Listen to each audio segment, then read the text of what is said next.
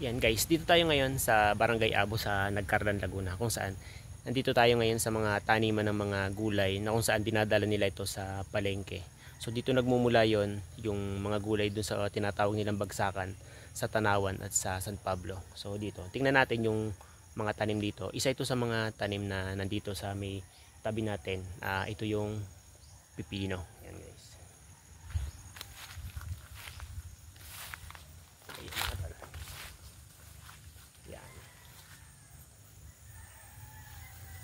Yan, so may mga bunga na siya. Yan. Yan.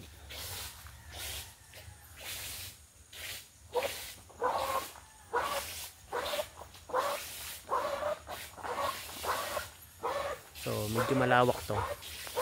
Ito yung isa sa mga taniman dito na marami pa dito mga gulay kung saan makikita mo yung sayote, may ampalaya na mga tanim. So ito lang yung unang pinuntahan natin. Ayan. So mga 2 weeks, pwede na nilang i-harvest itong mga bunga na makikita natin dito. Ito mga tol. Ito yung mga bunga. Yan.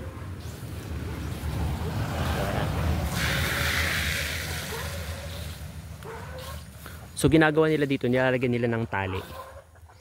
Pinakang balag kung tawagin yan. Para sa ganun, tumaas siya, gumapang papaganon sa mga poste na to. Yan.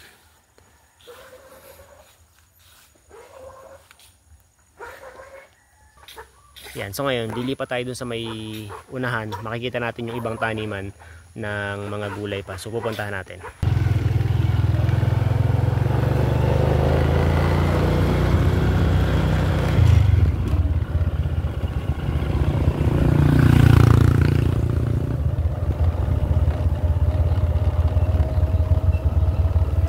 So yan mga tol, ito yung daan dito pababa. Makikita natin, medyo